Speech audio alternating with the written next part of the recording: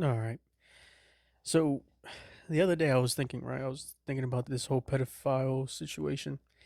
And for some reason it came to mind. I think I was watching a podcast and I was thinking about the pedophilia type stuff and how they're trying to rebrand it and make it into maps or minor minor attracted persons.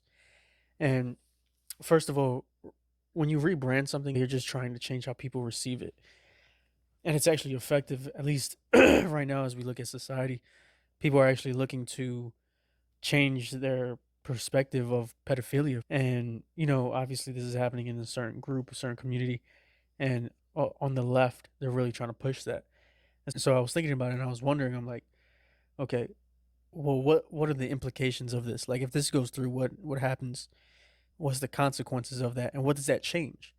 And so, for one, if you're affirming that pedophilia is a sexual orientation and something that you aren't able to escape or it's so innate, and so we should be like this person is just bound by their philic desires, right? So they have these pedophilic desires and they're bound by it. And so what people want you to do is, instead of you protecting children, they want you to protect their sexuality, their sexual preferences. And what's crazy is, like, the root of all these things is either it's mostly sexual. Almost everything has to do with sex, and it's very perverse. It doesn't have anything to do with anything else. It's either offense driven or sex driven, or some sexual orientation. Regardless of what it looks like, whether it's gender, whether it's biological sex, whether it's sexual preference, all of it falls under sex as a category. And then people have come to adopt sex, their sexual preferences and sexual tendencies, as their identity. And so it's like a trap. And so they give you the only two options, right? It's like a dichotomy. Either you're a bigot and you're unaccepting because this is the person's identity and you have to accept them because they can't change, or you're like progressive and you're glorified and you get all this affirmation for loving your neighbor, so to speak, right? Like, they'll use language, biblical language, to also try to twist things. But the fact of the matter is that fundamentally, you have to deal with the issue of identity. And if you can't deal with the issue of identity, then it's really difficult to address the things that are happening on the left, because it's not just in the LGBT community, it's also in the quote unquote allies. So people who are also affirming it but aren't a part of the community. And so what do? Like, you have people who are telling you you're a bigot if you don't affirm these things, and they try to twist your emotions, you try to twist your heart with empathy, telling you that, oh, if you're not empathetic, then you're not loving. And I remember speaking with my wife and speaking with other people that, like, maybe I'll get into that in another video, but that love is not empathy and empathy is not love. But the world won't really, they'll tell you if you're not being empathetic towards somebody's suffering or you're not feeling for them, then you're not loving them. But love is separate from that. But anyway, that's another topic for another day. But it all plays into this, though, because when it comes to identity, you they say that these people are oppressed or they're suffering. So these people who have these pedophilic tendencies, now we have to look at them with empathy, with sympathy. We have to be very sorry for them and accepting of them because they're so oppressed and they're struggling and they've been marginalized because nobody's really understood their sexual preferences and they just want to be sleeping with kids. And it's like, yo, why would I why in somebody's right mind? This is the trick. It's like magic. It's like a spell, and it's trying to get you to think emotionally rather than with reason and with logic. And emotion is so idolized. It's the top god to serve is emotions in our society, in our culture, Western culture altogether. It's not just in the United States. And so, what do you do when that's the case? Because now reason doesn't really agree with your emotional state all the time, but reason and logic can actually change how you feel emotionally in a better way, in a good way. But in these cases, when it comes to a lot of this, but in these cases on the left, they don't want to look for or consider reason. And it's because they think that it's hurtful. And it might be hurtful. Like truth is hurtful at times. Truth is corrective. Truth hurts.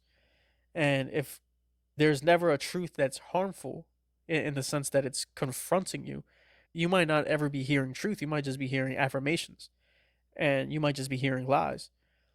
And lies will try to create a perfect world for you externally, but then there's still chaos taking place inside of you. And it's truth that comes in, and it's kind of like a sword. It's like a knife, and it'll cut through, and it'll be like, look, these are lies. These are things that are not good. These are things that are bad, and it'll separate. It'll divide the two, and you'll be able to get free from things in that have been actually oppressive to you.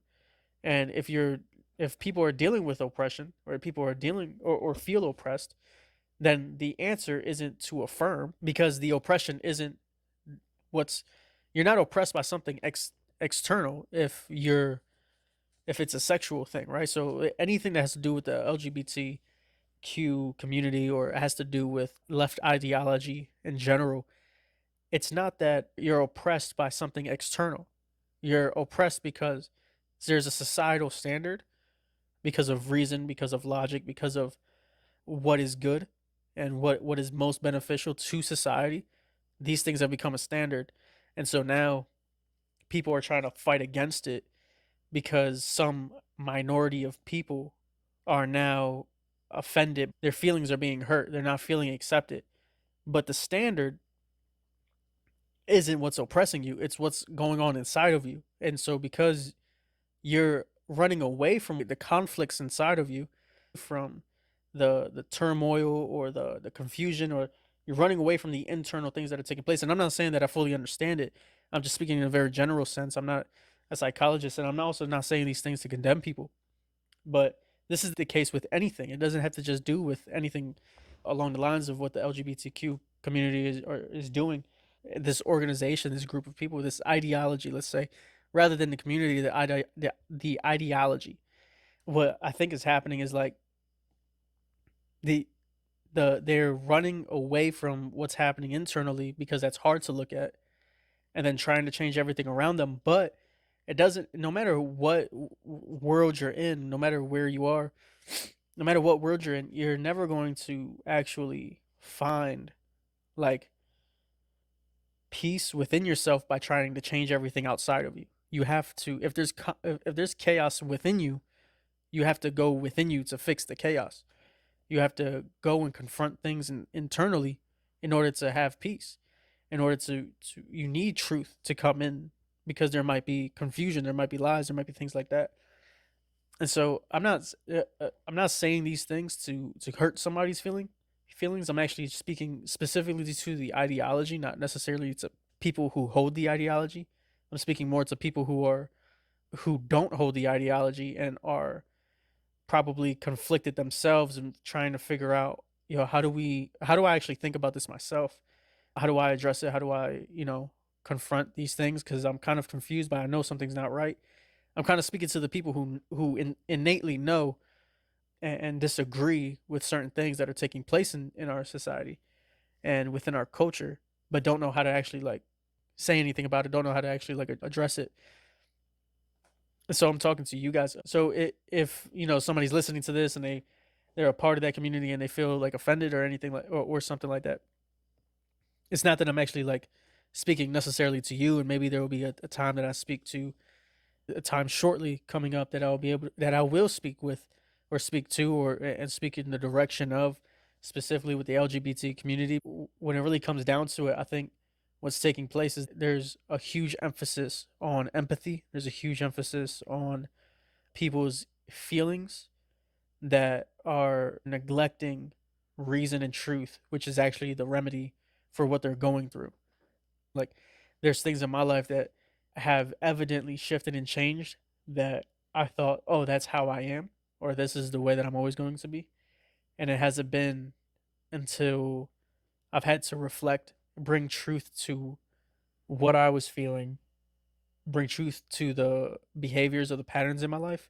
And when I brought truth to it, and I was being honest with myself, there was actual shifts, and there was actual change. And so Again, it's very complex. I'm not saying that it's simple, but I do know that trying to alter society to affirm what's already unsettled within you is not the answer or the solution. Like the transgender ideology and experience that people are having, because as it pertains to quote unquote maps, or like what we would call pedophiles, the consequence, which is crazy because I kind of got off topic, the consequence of actually affirming that is no longer being able to protect children from molestation. So now we're gonna have is going to have a whole, in the case that people actually fall for the deception, fall for the magic, fall for the spells, the confusion, the deceit. What's going to happen is you can't protect children and protect pedophiles at the same time. And so would and they don't necessarily want to protect the innocence or the sexuality of children. They want to open it up. That's why you're finding all these books inside of the school libraries and stuff, and there's all these books starting to sneak their way into schools, and why there's so much stuff happening with children, and why they're teaching gender ideology, the new gender ideology, which really isn't about gender. What I've realized is that it's actually about just personality traits. And I seen that when I was talking to a friend of mine. She was transgender. She was biological female. The whole time I thought she was a boy.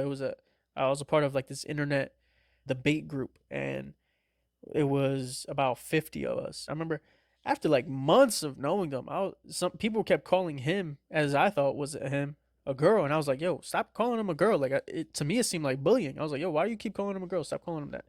And they're like, "No, like he's actually a girl." I'm like, "What do you mean he's a girl?" And then I remember talking to him, her, and I was like, "Yo, are you like? Why are they calling you that?" And he was like, "Well, I'm actually a girl." I was like, "Wait, what?" She was like, "Yeah, I'm actually a girl, but I mean, I don't really care. Like, whatever you call me, you can call me he, you can call me she. It doesn't matter." So I remember I started to ask them questions, and they started to like unwrap it to me, like start to share with me what they really think. And this is early. This was like in 2018, I think. For at least it was early for me. And as I was hearing them talk about it, they were like, I don't really feel like I'm like a girl. I feel more like a boy in these types of ways, and I like kind of feel more like these tendencies I agree with, and I'm kind of more like this. I'm not really like that. And so they started to describe to me their personality and their like preferences. I said it to them. I was like, it sounds like you're just describing to me your tendencies or your personality traits. And they were like quiet, and they were like, yeah. But I didn't press it. Like I didn't like, this was a friend of mine. I didn't want to like hurt them or nothing like that. And again, I wouldn't want to even if this was a stranger, I wouldn't necessarily want to hurt their feelings. But I just kind of left it at that. I was like, that's interesting. And then later down the line, I kept listening to people talk about this, talk about their transgender experience. And what they're really describing is just that their preferences or their personality traits don't line up with what they perceive to be quote unquote girly or a girl or a woman, blah blah blah, stuff like that.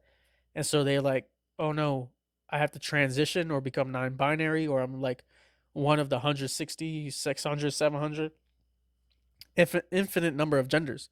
But there's an infinite number because what we're not really talking about genders. We're just talking about personality traits. We're just talking about preferences to things in life. And because that's what we're talking about, and we're not actually like, because if we could identify that as what it actually is, then this whole thing can just like be done with. Because being a girl or being a boy, being a man or a woman has nothing to do with your personality traits or your preferences to things. Those things, like, that's just you as an individual. So of course that's why they say like there's an infinite number of genders, because you're an individual and there's an infinite, like, you'll infinitely be an individual. Like you'll be like nobody else in the world. And so yeah, you'll continue to change, and but you can't make a gender out of your personality. Like you're just you. That's why you have a name. Like that's not that's why you have a name instead of a you have to change your gender. It's just your name. Your gender is going to compartmentalize the majority of those traits. They'll fit within like you'll biologically function in a certain manner. And I know that there's a lot of the debate about like sex and gender, but the your biology predisposes and predisposes you to certain types of behaviors, tendencies, ways of thinking, even like certain hormones that go off in your body like naturally. If you just allow things to happen naturally, like you'll most women, 99% of women are all going to have a certain way of thinking, a certain way, certain patterns, rather. They'll have certain patterns in how they function and how they do things that all women are going to be able to relate to. Like my wife tells me all the time, she's like, "No, I know how she's thinking, or I know which, and not literally, but I know how a woman would think. I know how a girl would think. I know the tricks, or I know this, or I know that." Like she's very like discerning, and she can read women better than I can ever read women, because I don't have the experience. I don't think in that way, and I don't care to. But then I'm telling her about how guys work and how guys are and how men think, and she's like, "Wow, I would have never seen that." And there's been multiple women that I've spoken to showing them what guys might think, and this might be on like for some of my old friends, like when it came to relational things and stuff like that. I would tell them like, "Yo, these types of things that he's doing, like this is actually what he's intending to do, and this is what he means, but when he does that, or if you see these patterns, then watch out for that, because, or if you see these things, that means that this is a good guy." Things like that. Like you're able to perceive it because you're a guy. You're able to read the patterns of behavior, and you've also been around other guys in a way that women have not been, and you're able to perceive into their lives too the similar patterns that you might share with them or that you see around them in general. So that right there is like showing that, okay, they all have different personalities, but there's very similar things that take place in this specific sex, gender. There's certain things that take place that are patterns that are recognizable by others of that same gender or that same sex. Same thing goes for the other side, right? Men, women. They can identify certain patterns and characteristics, certain types of behaviors, or they can infer and induce other people's thought patterns or intentions. A lot of this stuff is really complex and it's really complicated right now, and it's I know a lot of people kind of are wanting to speak up, and a lot of people want to.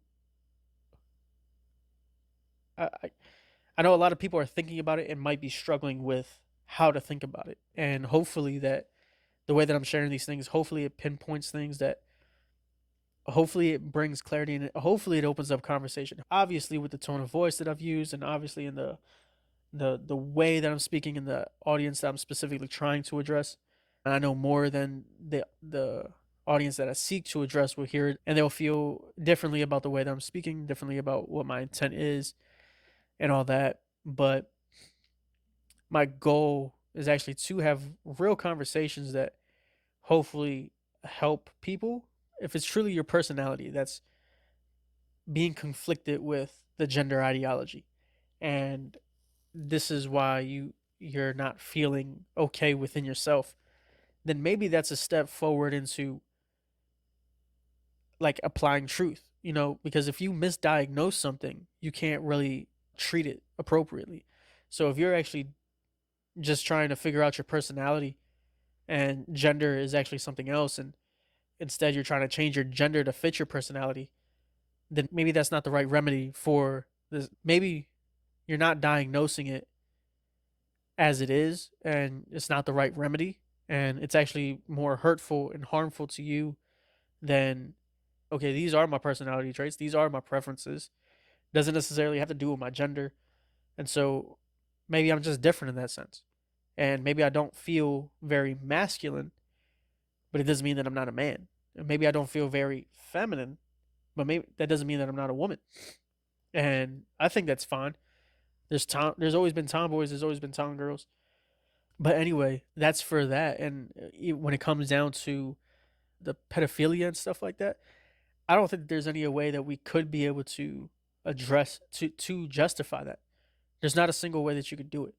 You have to completely deny protection of children. You have to completely deny children altogether their innocence. You have to deny that you have to introduce them to it sooner, into things that their bodies aren't even ready for, even if they're starting puberty early, like at 11 or 12, it doesn't mean that they're mentally developed enough to engage with sexual activity. That's why people go to jail for sleeping with people under 18, and it's considered molestation or rape. But now, because there's maps, we're going to all of a sudden become so empathetic that we'll forget about this general rule that we've had, that no, an adult, a legal adult cannot sleep with a minor. If we start to change some of these things, we're going to stop protecting children in the long run from molestation in general or rape. And we'll just be like, they're just objects of pleasure. The same things that we've said we that society has said about women, like women are not objects of pleasure, you can't treat them that way. And we've said that to men. Now we're gonna have to say that to the whole movement to normalize maps, right? Or pedophilia. We have to tell them the same thing. Like, no, they're not objects of sexual pleasure. They're not there for your satisfaction or gratification. You can't treat them like that. You can't treat them like an object. I think for now, I'll leave it at that, and I'll start to respond to some of what you guys are saying about this video and other things that you guys might want to add. For me, this is really good because these have been things that have really been on my heart for a long time, and things I've really been wanting to talk about, things that I've thought about long and hard over like maybe a couple of years. And I I feel guilty for not saying something sooner. I feel guilty for not putting my voice out there to actually confront some of these ideas and address them. Because, like what Paul says in the scriptures, he says that we tear down strongholds. 2 Corinthians 10:4-5.